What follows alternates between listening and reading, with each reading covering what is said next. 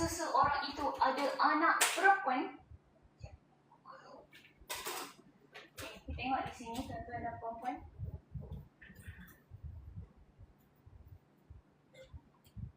Arwah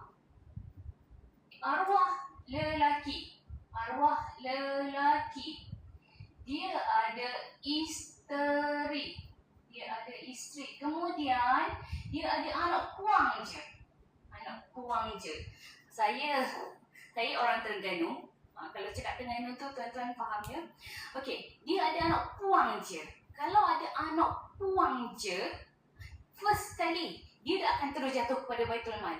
Ramai yang salah faham, ramai yang kata bila ada anak puang je maka jatuh kepada Baitul Mal. Tidak tuan-tuan dan puan-puan. Okey, kita tengok kes ini.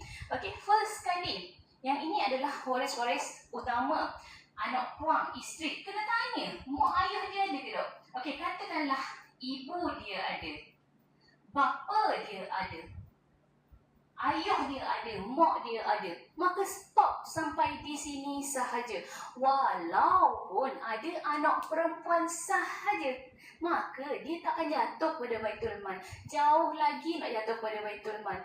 Ni masyarakat kita, masyarakat Islam kita selalu kata, je akan jatuh pada Baitul Mal. Tidak.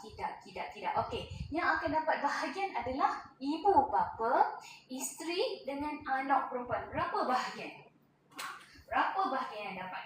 Kat sini, saya akan buat pengiraan kepada tuan-tuan dan puan-puan. Isteri, anak perempuan, ibu, bapa.